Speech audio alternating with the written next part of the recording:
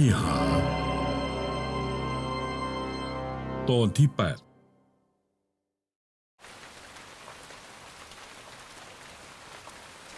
อัยการผู้รับฟังคดีผู้ร้องทุกข์พยานอัยการผู้ดำเนินการ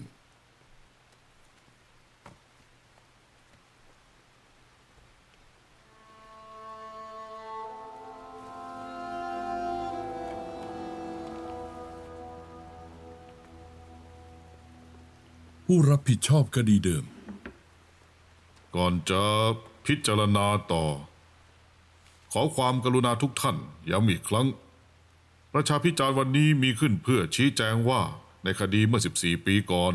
การกระทำของผู้ร้องทุกข์หลี่มู่เฟิงเข้าข่ายการป้องกันตัวโดยชอบธรรมหรือไม่คดีนี้เข้าเงื่อนไขการยื่นอุทธรณ์หรือพิจารณาคดีใหม่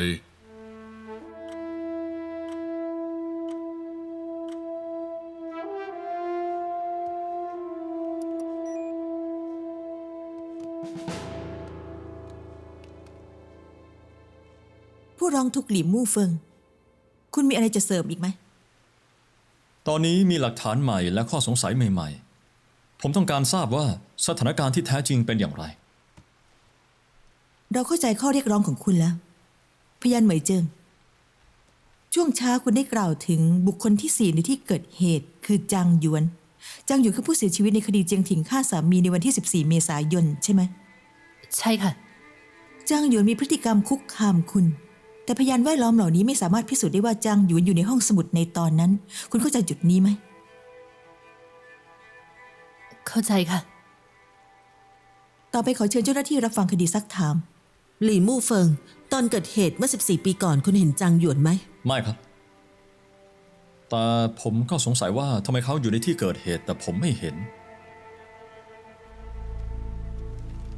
ขอเชิญเจ้าหน้าที่ผู้รับผิดชอบคดีเดิมชี้แจงสถานการณ์ในตอนนั้น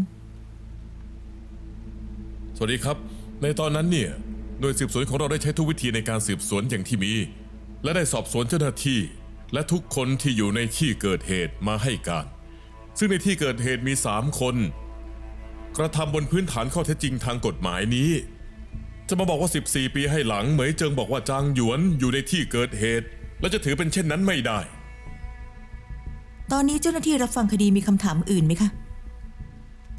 แล้วก่อนเกิดเหตุล่ะพวกคุณเรียนโรงเรียนเดียวกันไม่ใช่เหรอเราเรียนโรงเรียนเดียวกันแต่ไม่ค่อยสนิทกันแล้วคุณกับเหมยเจิงล่ะสนิทกันไหม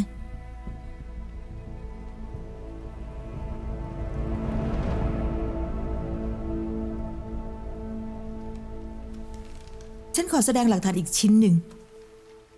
บัตรยืมหนังสือทุกท่านลองดูได้หลักฐานใหม่เหรอ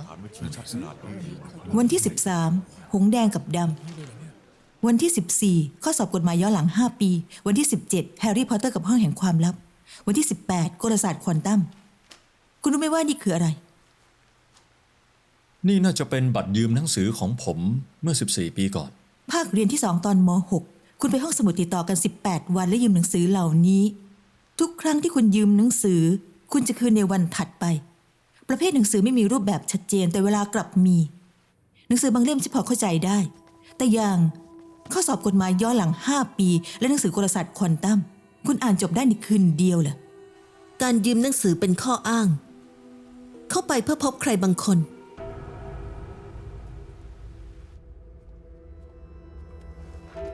แฮร์รี่พอตเตอร์กับห้องแห่งความลับข้อสอบกฎหมายย้อนหลัง5 ปี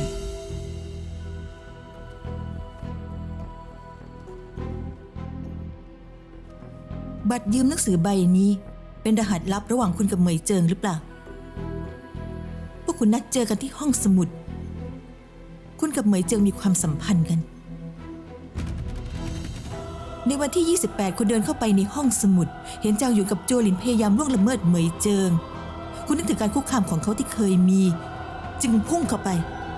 ต่อสู้กับโจหลินหลี่มู่เฟิงปล่อยเขานะมาสิแน่จริงก็ฆ่าฉันเลย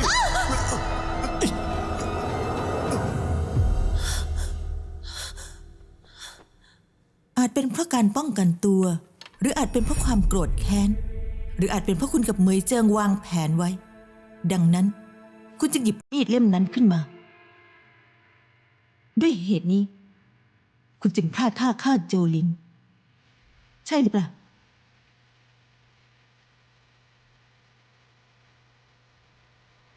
นี่เป็นแค่การคาดเดาของพวกคุณก่อนวันเกิดเหตุ ผมไม่เคยเจอเหมยเจิงในห้องสมุดเลย ตอนนั้นจุดน่าสงสัยของคดีไม่ได้มีแค่จุดนี้ และคนที่ปลอมตัวก็ไม่ได้มีแค่คนเดียว ดังนั้นจะได้เชิญพยานพิเศษมาอีกคนหนึ่ง บางทีเขาอาจจะนำความจริงมาให้มากขึ้น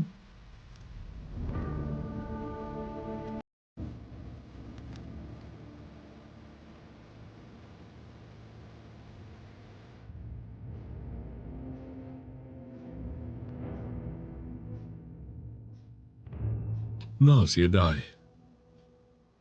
ไม่ได้ยินว่าเจียงถิงจะเลือกยังไง คุณรู้ได้ยังไงว่าตอนนี้เจียงถิงกำลังให้การเป็นพยาน 14 ปีก่อน เจียงถิงในฐานะพยาน ผมเคยสอบสวนเธอมาแล้ว 14 ปีให้หลัง ถ้าอัยการฝั่งหนิงยวนต้องการใช้การประชุมนี้ บรรลุจุดประสงค์อื่น งั้นเธอก็ต้องเรียกเจียงถิงมา เพื่อสอบถามเรื่องในตอนนั้นอีกครั้ง แล้วคุณคิดว่าเจียงถิงจะตอบยังไง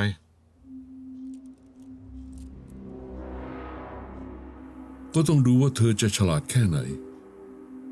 ถ้าเธอยังยืนยันคำให้การเดิม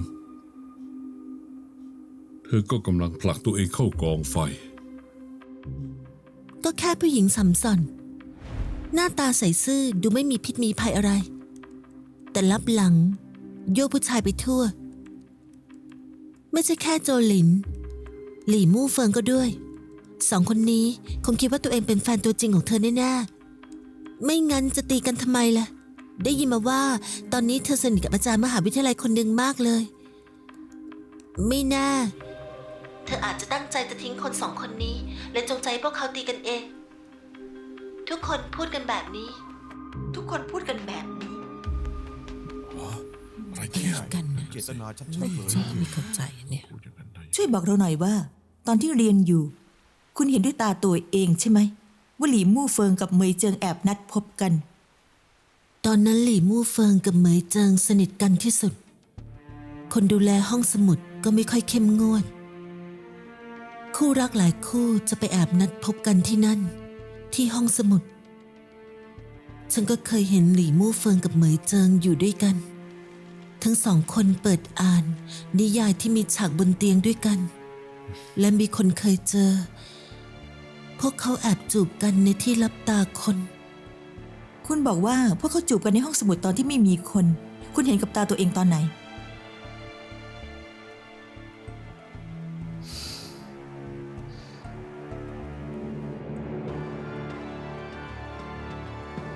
ทุกคนก็พูดกันแบบนี้ ทุกคนก็พูดกันแบบนี้ คุณเคยเห็นกับตาตัวเองใช่ไหมว่าเธอกับโจหลินจูบหรือกอดกัน หรือกอดจูบกับหลี่มู่เฟิง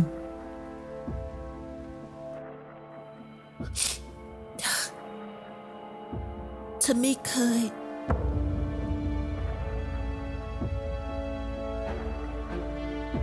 ฉันไม่เคยเห็น ตอนนั้นทุกคนก็พูดกันแบบนี้ ทำด้วยกันของคุณอยู่บนพื้นฐานของการฟังมาใช่ไหม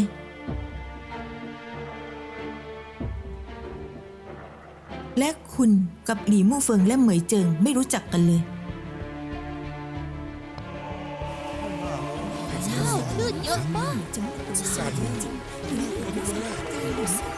ถอยไป ถอยไป กลัวมาก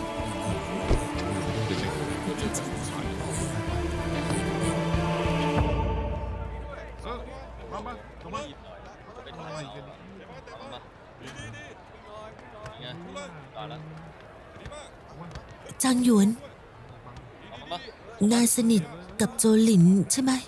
พวกนายอยู่ห้องเดียวกันไม่ใช่เหร ก็ อ สนิทนะ โจหลิน หลี่มู่เฟิง เหมยเจิง พวกเขา3 คนเป็นอะไรกัน ครูให้ฉันไปหาตำรวจ ฉันกลัวจะตายอยู่แล้ว ฉันจะพูดอะไรดีล่ะ เธอไม่รู้เหรอว่าเหมยเจิงเป็นคนแบบไหน ฮะ ไหม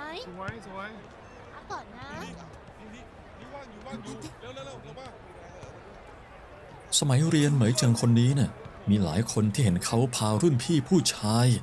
ไปเดทกันที่ห้องสมุด ห้องสมุดเหรอ จะไปเดทกันที่ห้องสมุดได้ยังไง ที่นั่นไม่เข้มงวดไงคนก็น้อย พอไปถึงอยากทำอะไรก็ทำได้ ยังหาข้ออ้างสวยหรูว่าไปเป็นติวเตอร์ให้พวกนักเรียนชาย ชุดที่ใส่เนี่ยกระโปรงยาวแค่นี้ กระดุมหน้าอกเนี่ยก็เปิดหมดอ่ะเขายังจะมาติวให้ฉันด้วยนะ แล้วนาย ฉันจะไปสนใจคนแบบนั้นได้ยังไง คนแบบเนี้ยฉันบอกให้นะ ถ้าพูดแบบไม่เกรงใจก็คือโสเพณี โสเพณีที่ชื่อเสียงกระชอนทั้งโรงเรียนยั่วให้เด็กผู้ชาย2 คนมาหึงหวงกัน สุดท้ายก็ใช้มีดแทงกัน ให้พูดกับตำรวจ แบบนี้เหรอ พูดตามความจริงสิ เจียงถิงคำพูดสั้นๆของคุณทำลาย 14 ปีของคน2 คน ฉัน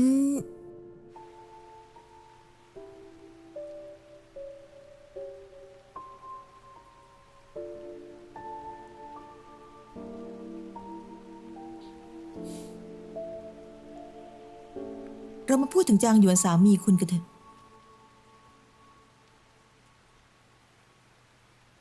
เขากับคดีเมื่อ 14 ปีก่อนเกี่ยวข้องกันยังไง ถามก็แสดงว่าเกี่ยวเรื่องอื่นคุณไม่จำเป็นต้องรู้ ฟังหลิงยวน ทำไมคุณต้องตื้อฉันไม่เลิกด้วย คุณจงใจทำให้ฉันเป็นฆาตกรใช่ไหม นั่งลง นั่งลง ควบคุมอารมณ์หน่อย นั่งดี ฉันแค่อยากจะคุยเรื่องสมัยเรียนมัธยมปลายกับสามีของคุณทำไมคุณถึงมีอารมณ์ร้อนขนาดนี้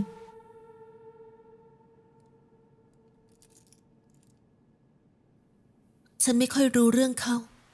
เขาเป็นรุ่นพี่ฉัน1 ปี ฉันแค่เคยเห็นชื่อเขา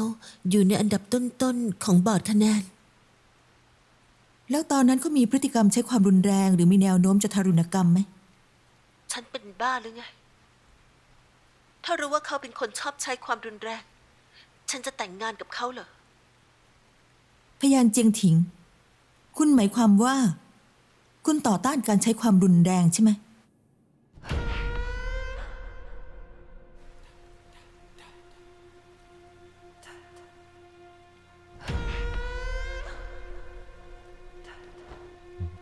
เสื้อตัวนี้ คุณยังจำได้ไหมหัวหน้าห้องของฉันเจียงถิง มีหลักฐานพร้อมเสียรีบไปหลุดสลับมั้ง ฐานที่ไหนเนี่ยอะไรกันเนี่ยไม่อยากเชื่อเลยนี่ยังไงกันเนี่ย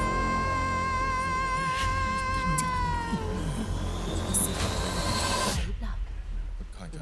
หลักฐานแน่นหนามากเลยไม่คิดว่าจะมีหลักฐานชิ้นนี้อยู่ด้วยอะสิโอ้โหไม่อยากจะเชื่อเลยนะเนี่ย ที่บ้านฉัน เปิดร้านตัดเสื้อ ไม่ทำเงินมากมาย เสื้อผ้าทุกชิ้นที่ฉันใส่ตั้งแต่เด็กพ่อจะเป็นคนตัดเองทั้งหมด พ่อจะพยายามทำให้ดีที่สุดเพื่อให้ฉันได้ใส่เสื้อผ้าสวยๆ ก็จะไปร้านค้าเพื่อลอกแบบเสื้อผ้าบังเอิญมาก ที่เสื้อตัวนี้เป็นแบบเดียวกันกับเจียงถิง หัวหน้าห้องของฉัน แต่สิ่งที่ฉันไม่คาดคิดก็คือ เพราะฉันกับหัวหน้าห้องของฉันใส่เสื้อเหมือนกัน ตลอด3 ปีในช่วงมัธยมปลายของฉัน น่าเกลียดมาก ถูกด่าทอไม่หยุด ถูกทุบตีและกลั่นแกล้ง เอาเลยเอาเลย กินสิเราแล้ว จริงเลยเอาเลย นี่ ฉันคิดมาตลอดว่าเป็นความผิดของเสื้อตัวนี้ โชคดี ตอนนี้ฉันไม่คิดแบบนั้นแล้ว ฉันยอมรับ ว่าเราเคยมีเรื่องบาดหมางกันมาก่อน แต่หลังจากเกิดเรื่องพวกนั้นขึ้น เราไม่ได้คุยกันอีกเลย ฉันจะไปกลั่นแกล้งคุณได้ยังไง เราไม่ค่อยได้คุยกันก็จริง แต่เจียงถิง คุณชี้นำยุยงเพื่อนคนอื่นให้มากลั่นแกล้งฉันทำให้ฉันอับอายทำร้ายฉัน คุณคิดว่าพฤติกรรมแบบนี้ถือเป็นการกลั่นแกล้งไหม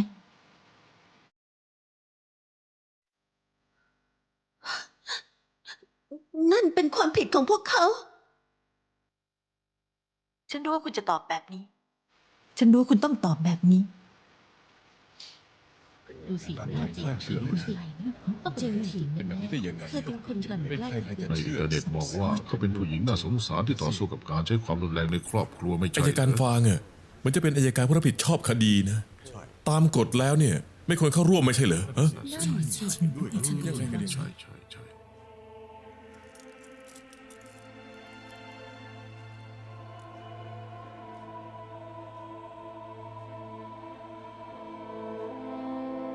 รองอัยการฟาง ฉันไม่เข้าใจว่าสิ่งที่คุณพูดมาทั้งหมดนี้เกี่ยวข้องกับคดีหลี่มู่เฟิงเมื่อ 14 ปีก่อนยังไง คุณอย่าลืมนะว่าการประชาพิจารณ์ในวันนี้จุดประสงค์ของผู้ร้องทุกข์คืออะไร ฉันไม่ได้ลืม ต่อไปฉันจะพูดถึงประเด็นสำคัญ มีผู้กลั่นแกล้งบางกลุ่ม พวกเขาไม่ได้ดูดุร้ายน่ากลัว พวกเขาอาจจะดูใจดีมาก พวกเขาจะใช้วิธีการของตัวเองค่อยๆทำให้คนที่เป็นเหยื่อของพวกเขาให้โดดเดี่ยว ในสายตาคนทั่วไป พวกเขาอาจจะเป็นคนที่เก่งมาก เป็นคนที่ได้รับความนิยมมาก หรือเก่งถึงขนาดที่ทำให้คนอื่นไม่เชื่อว่าพวกเขาจะทำเรื่องแบบนี้ได้ แต่เพราะคนอื่นคิดแบบนี้นี่แหละ จึงทำให้พวกเขายิ่งทำตามใจโดยไม่เกรงกลัว และเจียงถิงกับจางหยวน ก็คือผู้กลั่นแกล้งที่ยอดเยี่ยมที่สุด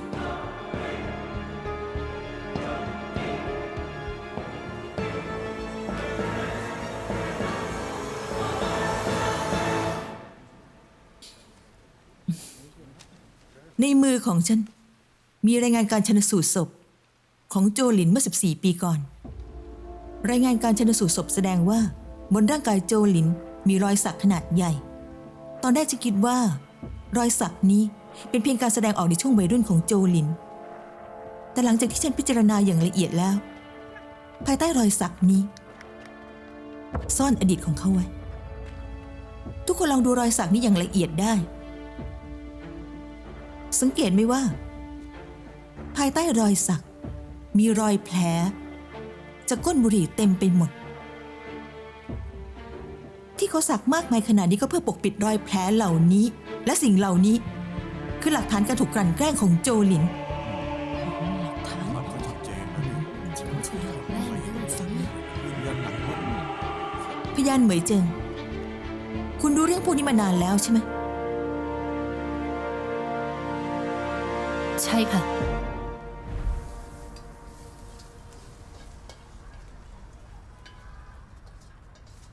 ฉันทนไม่ไหวแล้ว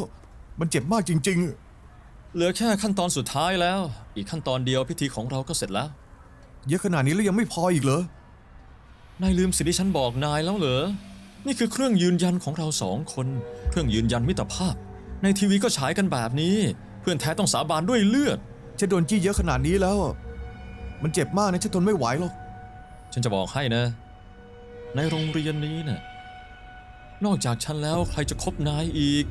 ในโรงเรียนนี้มีใครสนใจนายไหมมาครั้งสุดท้ายแล้วสุด หยุด ท้าย อย่าทำอีกเลยได้ไหม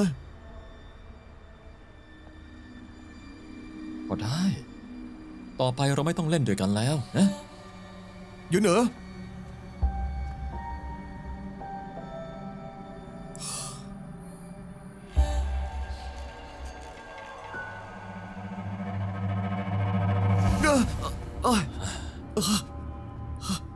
ลูกผู้ชายตัวจริง เราจะเป็นเพื่อนกันใช่ไหม เพื่อนที่ดีที่สุดของฉัน ฉันเคยถามโจลิน ว่าต้องการความช่วยเหลือไหม แต่เขาบอกฉันว่า เขาเต็มใจ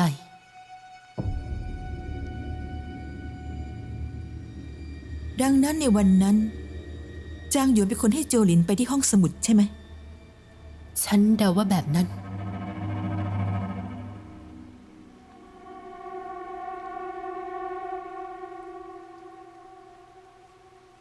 แต่เด็กสองคนนี้เป็นเพื่อนกันไม่ใช่เหรอ ถึงโจหลินจะถูกรังแก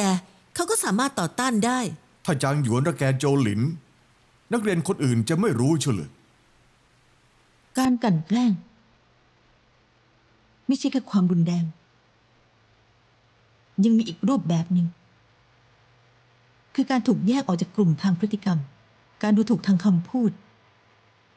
ตอนอยู่ที่โรงเรียนเรามักจะแบ่งคนออกเป็น2 ประเภท ประเภทแรกคือพวกที่เรียนเก่ง เป็นที่ชื่นชอบของครู และอีกประเภทหนึ่งคือพวกที่ครูไม่ชอบ เรียนไม่ดี มีนิสัยแปลกๆ และคนประเภทนี้แหละ ที่มักจะตกเป็นเป้าหมายของการกลั่นแกล้ง โจหลินก็จัดอยู่ในประเภทหลัง ตอนอยู่ในโรงเรียน ไม่มีใครอยากเป็นเพื่อนกับเขาสำหรับเด็กที่อายุ10 กว่าปี ความรู้สึกโดดเดี่ยวเป็นเรื่องน่ากลัว ในเวลาแบบนี้ ถ้าจู่ๆมีคนคนหนึ่งยอมมาเป็นเพื่อนกับคุณ ยอมเข้ามาหาคุณก่อน คนคนนั้นสำหรับโจหลินแล้วก็เป็นเหมือนฟางเส้นสุดท้าย และจางหยวนก็คือฟางเส้นนั้นดังนั้นข้อเรียกร้องใดที่จางหยวนเสนอ โจหลินก็จะยอม เพราะเขาหวงแหนเพื่อนคนนี้หวงแหนมิตรภาพที่ดูเหมือนได้มาอย่างยากลำบากนี้ แม้ว่าจางหยวนจะมองเขาเป็นแค่เครื่องมือที่เรียกใช้ได้ตามใจ แม้ว่าโจหลินต้องชดใช้ด้วยชีวิตเพื่อสิ่งนี้ สิ่งที่จางหยวนใช้ควบคุมโจหลิน อาจจะเป็นแค่คำพูดลอยๆประโยคเดียว ว่าเราเป็นเพื่อนกันไม่ใช่เหรอ สำหรับโจหลินแล้ว เป็นเพื่อนกัน ก็พร้อมจะเสี่ยงตายเลยเหรอ คำถามของคุณ อาจจะมีแค่โจหลินเท่านั้นที่ตอบได้ คนที่ภายนอกดูสุภาพเรียบร้อย ใจดี และกตัญญูอย่างจางหยวน เป็นแค่หน้ากากที่เขาใช้บังหน้า แต่ความจริงแล้วจางหยวนเขาควบคุมโจหลิน เขารังแกเหมยเจิงเขาใช้กำลังกับจิงผิง ดังนั้นพยานเหมยเจิง คุณรู้เรื่องทั้งหมดนี้มานานแล้วใช่ไหม แต่เพราะโจหลินไม่ใช่ผู้บงการที่แท้จริง คุณกลัวว่าหลี่มู่เฟิงจะถูกตัดสินโทษหนัก จึงปิดบังเรื่องทั้งหมดนี้มา14 ปี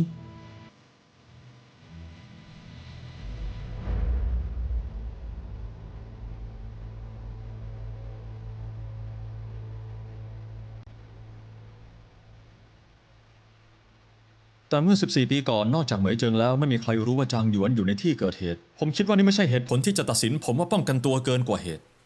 ฉันคิดว่าทั้งหมดนี้มีแค่อัยการต้นหงซานเท่านั้นที่รู้คำตอบ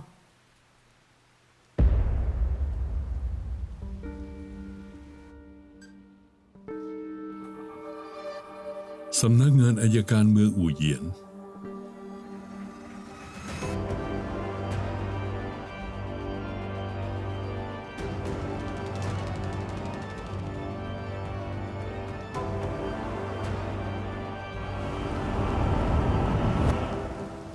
ต่อไปขอเชิญต้วนหงซานอัยการผู้รับผิดชอบคดี การเสียชีวิตของโจหลินชี้แจงประเด็นที่น่าสงสัยในคดีนี้ คดีหลีมู่เฟิงป้องกันตัวเกินกว่าเหตุจะเป็นเหตุให้โจหลินเสียชีวิต ถ้าดูแค่ที่เกิดเหตุ จริงๆ แล้วไม่ซับซ้อนเลย ทั้ง2 คนเกิดการปะทะกันในห้องสมุดหลีมู่เฟิงใช้มีดแทงโจหลินจนโจหลินเสียชีวิต ก็แค่นั้น แต่ถ้าพิจารณาคดีนี้โดยรวมและต้องการจำลองเหตุการณ์ทั้งหมด กลับไม่ใช่เรื่องง่าย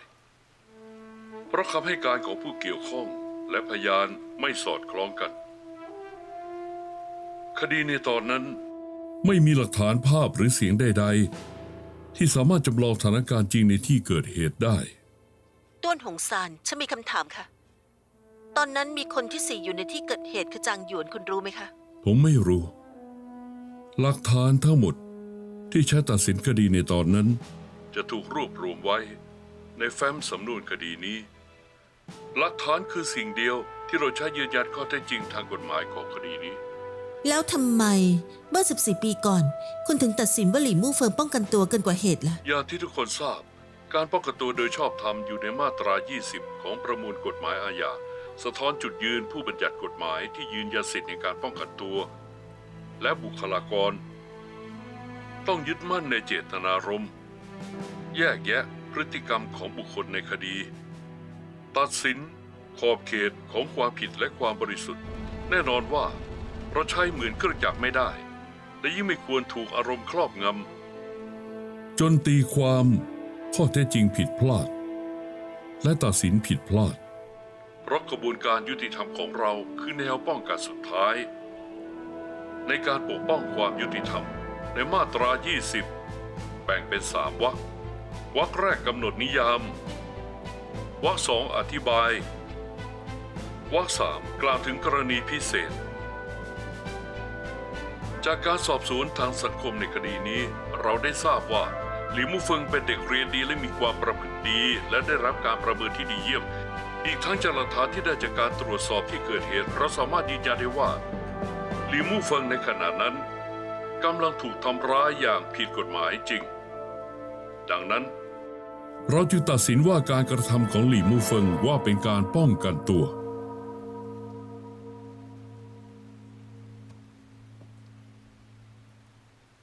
งั้นผมอยากถามว่าทำไมคุณถึงยังตัดสินว่าผมป้องกันตัวเกินกว่าเหตุ ในบทบัญญัติทางกฎหมาย จะมีข้อยกเว้นหนึ่ง แต่เมื่อการป้องกันตัวเกินขอบเขตที่จำเป็นจนก่อให้เกิดความเสียหายร้ายแรง ต้องรับผิดทางอาญา โจหลินในตอนนั้นไม่มีเจตนาที่จะฆ่าหลี่มู่เฟิงและไม่ได้วางแผนไว้ ไม้ที่เขาใช้ทำร้ายหลี่มู่เฟิงก็ไม่ใช่ไม้ทอดใหญ่มาก ไม่สามารถทำให้หลี่มู่เฟิงถึงแก่ชีวิต แต่สิ่งที่หลี่มู่เฟิงถือคืออาวุธมีคมที่ทำให้ถึงแก่ชีวิตได้ และสุดท้ายก็ได้ฆ่าโจหลินตาย ซึ่งเกินขอบเขตการป้องกันตัว และก่อให้เกิดความเสียหายร้ายแรง ผมไม่เข้าใจว่าทำไมการขัดขวางการกระทำที่ผิดกฎหมาย จึงถูกตัดสินว่าเป็นการเกิดความขัดแย้งทำไม ภายใต้สถานการณ์ที่ถูกทำร้าย มีดที่ไม่รู้แหล่งที่มาตกอยู่บนพื้นถึงถูกมองว่าไม่ก่อให้เกิดอันตรายถึงชีวิต ได้เมื่อกี้มีการพูดถึงกรณีพิเศษ การป้องกันตัวกรณีพิเศษ คือการดำเนินการป้องกันการทำร้ายร่างกาย การฆาตกรรม การปล้นข่มขืนลักพาตัวอาชญากรรมรุนแรงอื่นที่เป็นอันตรายต่อความปลอดภัยส่วนบุคคลอย่างร้ายแรง ซึ่งในกรณีดังกล่าวส่งผลให้บาดเจ็บหรือเสียชีวิตก็ไม่ถือเป็นการป้องกันตัวเกินกว่าเหตุ และไม่จำเป็นจะต้องรับผิดทางอาญา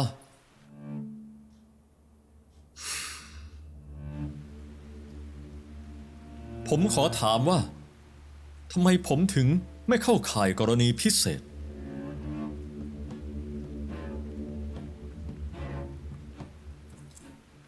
โจหลินในตอนนั้นข่มขืนเหมยเจิงอยู่จริงหรือไม่ จากคำให้การของเหมยเจิงในตอนนั้นและหลักฐานจากการตรวจสอบที่เกิดเหตุ เราไม่สามารถยืนยันได้ว่า ตอนนั้นโจหลินได้กระทำการข่มขืนเหมยเจิงจริงดังนั้นมันจึงไม่เข้าข่ายกรณีพิเศษ หากวันนี้ไม่พบหลักฐานใหม่ ผมก็จะยังคงยืนยันเหมือนเมื่อ14 ปีก่อน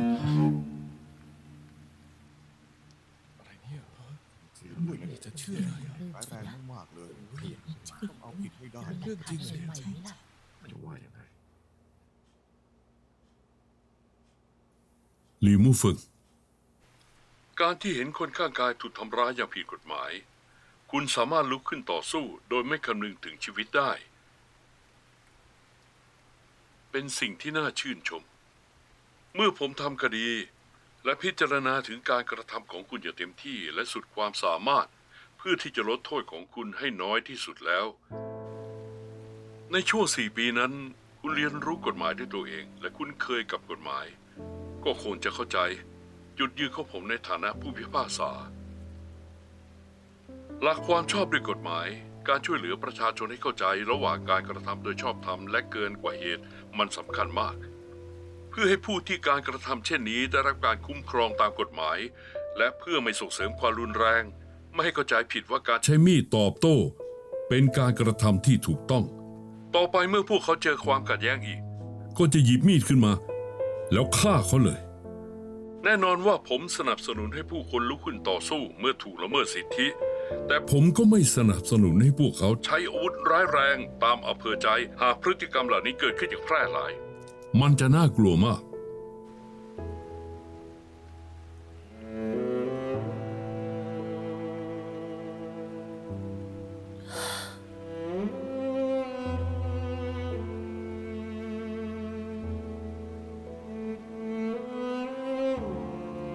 ดังนั้น นี่คือสิ่งที่คุณคิดว่า เป็นทางเลือกที่ยุติธรรมที่สุดเหรอ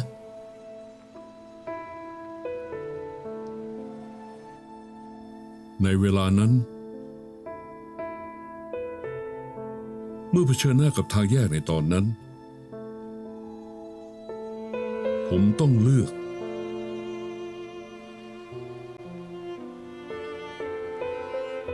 เพื่อไม่ให้คนอื่น เป็นเหมือนคุณ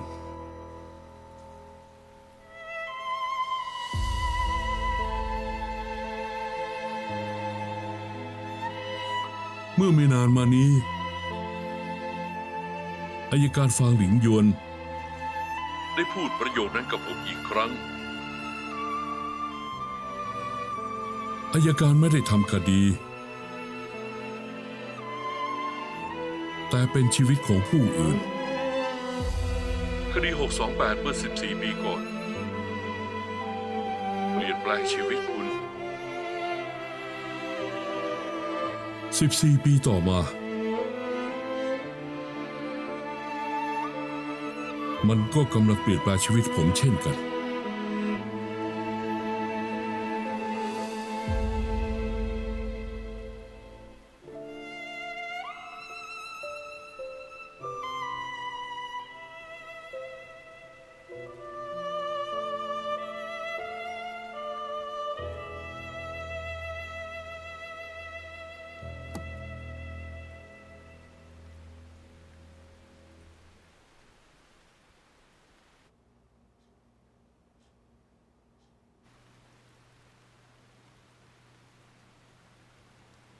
ผมหลี่มู่ฟังขอถอนคำร้องทุกข์ หมายความว่าอย่างไรถอนคำร้องเลยว่าอย่างไรนะสิยังกันแน่ไม่เข้าใจให้อธิบายหน่อยได้ไหมเนี่ย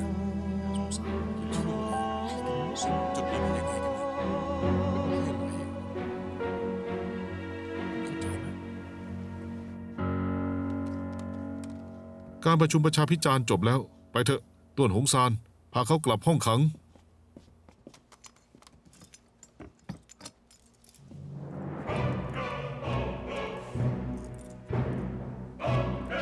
แล้วหลี่มู่เฟิงล่ะ คุณคิดว่าเขาเกลียดคุณไหม เขาคิดว่าคุณทำลายชีวิตเขา นี่คือคำตอบของหลี่มู่เฟิงที่ตอบด้วยการกระทำ แต่จำเลยหลี่มู่เฟิงเขากลับใช้มีดแทงเหยื่ออย่างโจหลินจนถึงแก่ความตาย แล้วถ้าพวกคุณเห็นมีดเล่มนั้นตกอยู่บนพื้น พวกคุณจะทำยังไงล่ะ ถูกแทงที่หน้าอก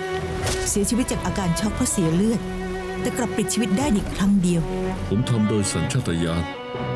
ไม่รู้ตัวด้วยซ้ำว่าแทงไปที่ไหน เป็นไปได้ไหมว่าคุณจะตั้งใจ ผมแค่ป้องกันตัวโดยชอบธรรม เขาเชี่ยวชาญกฎหมาย เก่งในการวางแผน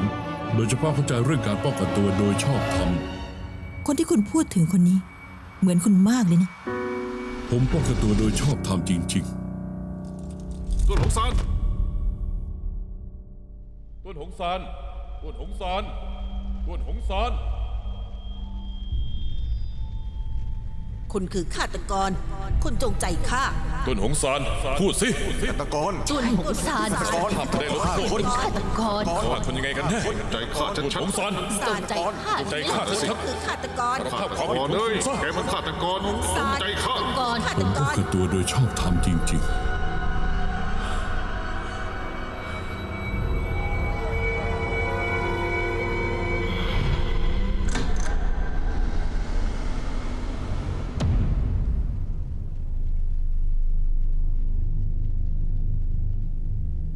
ต้วนหงซาน คุณจงใจฆ่า โจเต๋อหลงอายุ 67 ปี เป็นมะเร็งระยะสุดท้าย ส่วนสูงและน้ำหนักของคุณมากกว่าเขาเยอะ สามารถแย่งมีดแล้วหนีไปได้สบาย แต่คุณกลับเลือกที่จะแทงเขาจนตาย นี่มันเกินขอบเขต การป้องกันตัวโดยชอบทำไปมากแล้ว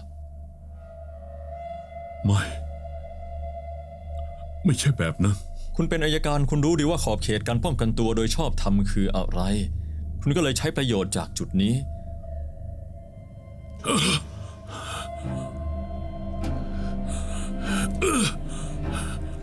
คุณลองบอกผมสิ การที่คุณแทงชายชราที่เป็นมะเร็งโดยที่เขาไม่มีอาวุธจนตาย ทำไมถึงเป็นการป้องกันตัวโดยชอบธรรมแต่ผมไม่ใช่ ทำไม ทำไม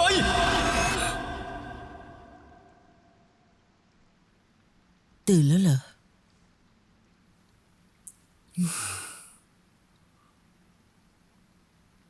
คุณมาได้ยังไง ฉันถามมาแล้ว คุณแค่เครียดเกินไป ขาดสารอาหารและนอนไม่พอ ให้น้ำเกลือก็พอแล้ว คุณต้องดูแลสุขภาพด้วย ถือว่าทำเพื่ออิงอิงก็ได้ ถึงผมจะพ้นข้อกล่าวหาได้จริง แต่ผมจะออกไปได้เหรอ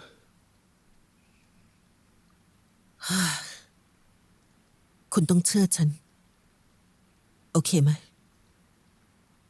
ผมเชื่อคุณมาตลอด คุณไม่เคยแพ้คดีเลย แต่ผมเข้าใจอัยการมากกว่า เข้าใจระบบยุติธรรม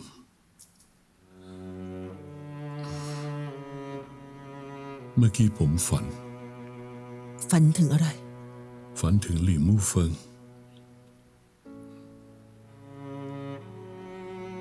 ผมก็เหมือนเขาต่างถูกขังอยู่ที่นี่ ทั้งวันทั้งคืน ไม่รู้จะถูกปล่อยตัวเมื่อไหร่ ไม่รู้จะต้องเจอคำตัดสินแบบไหน เขาถามผมในฝันว่าทำไมผมเป็นการป้องกันตัวโดยชอบธรรม แต่เขาไม่ใช่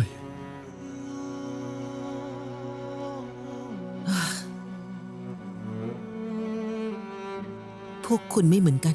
พวกเราเหมือนกัน เราต่างก็คิดว่าตัวเองไม่ได้ทำผิด แต่เราก็พิสูจน์ไม่ได้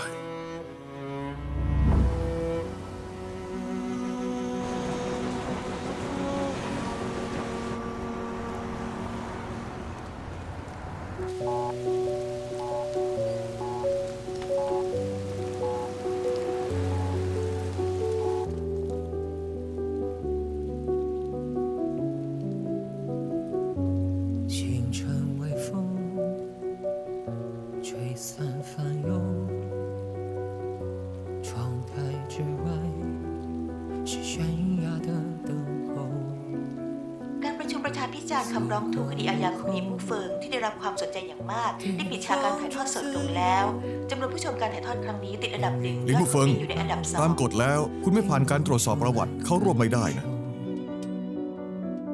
孤单徘徊，夜深沉默，善良倔强，辗转中相守。冷暖尝过，身份如漩涡，善太遗憾，却依然温热。不问伤人，幻想难眠。 ตอนที่เกิดเห 微 ตุ 笑中是 ผู้บังคับใช้กฎหมายมักไม่ได้อยู่ในที่เกิดเห 漂 ตุ 泊间依然 พวกเขาเผชิญกับความท้าทายสองอย่าง 云的光阴， คือการทำความเข้าใจข้อเท็จจริง และการตัดสินคดี อย่างแรกเหมือนการขุดค้น อาศัยเพียงเอกสารและวัตถุที่พบเท่านั้น การจะจำลองเหตุการณ์จริง เป็นเรื่องยากมาก หลายครั้งก็เป็นไปไม่ได้เลย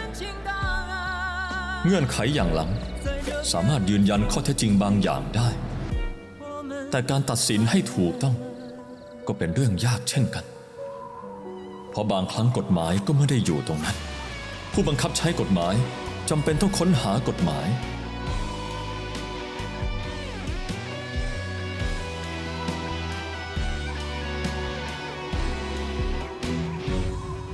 ก้าวสู่ชีวิตใหม่ เอาละรีบไปได้แล้ว อย่ากลับมาอีกนะ ใบสมัครสอบเนติบัณฑิต คะแนนสอบเข้า 652 ถ้าไม่เรียนอาชีวะล่ะ ผมสอบเทียบทีหลังครับ สอบที่ไหนเนี่ย หัวหน้าเขาเป็นศิษย์เก่าโรงเรียนมัธยม 3 เคยติดคุกข้อหาฆ่าคน หลีมู่เฟิง ตามกฎเนี่ย คุณไม่ผ่านการตรวจสอบประวัติเข้าสอบนิติบัณฑิต ผม ได้ แค่ช่วยคนเขาเป็นนักเรียนโรงเรียนมัธยม ขอโทษนะคะ เราช่วยอะไรไม่ได้ คนต่อไป ประวัติไม่ดีขอติดแบล็คลิสต์ เสี่ยวหลี่เราจะไม่ให้เช่าห้องนี้แล้ว เดือนหน้าย้ายออกไป แต่ผมจ่ายเงินไปแล้วนะตกลงกันว่าจะเช่าระยะยาว ถ้าตำรวจไปถามเรื่องผู้เช่า จนตอนนี้ฉันก็คงไม่รู้เรื่อง เดือนหน้าย้ายออกไปซะ ไม่งั้นฉันจะแจ้งตำรวจ รบกวนแล้ว ถุย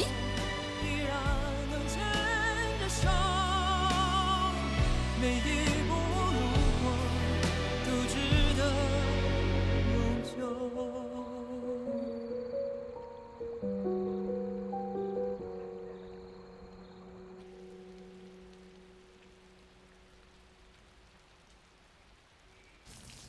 นายตัวในฐานะอัยการคดีเมื่อวันที่ 28 มิถุนายนต้องชี้แจงกระบวนการเมื่อ 14 ปีก่อน แต่ในขณะเดียวกันเขาก็เป็นผู้ต้องสงสัยหลักในคดีฆาตกรรมเมื่อวันที่ 28 เมษายนจึงถูกคุมขังอยู่ในสถานกักกันและเข้าร่วมการถ่ายทอดสดทางออนไลน์เขาได้อธิบายแนวทางการสืบสวนในตอนนั้นอย่างละเอียดต่อผู้ร้องทุกข์หลี่มู่เฟิงรวมทั้งสภาพแวดล้อมและเพื่อไม่ให้มีผู้เลียนแบบจึงตัดสินว่าหลี่มู่เฟิงป้องกันตัวเกินกว่าเหตุในที่สุดหลี่มู่เฟิงก็ตัดสินใจถอนคำร้อง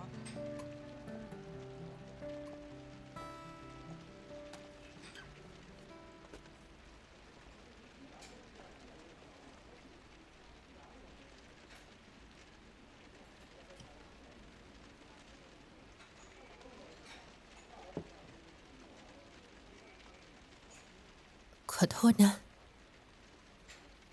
เรื่องอะไร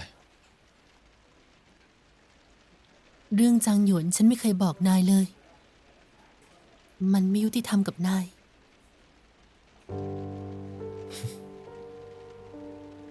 จริงๆแล้วรู้หรือไม่รู้ ก็ไม่มีความหมายกับฉันเลย นายโกรธฉันก็สมควรแล้ว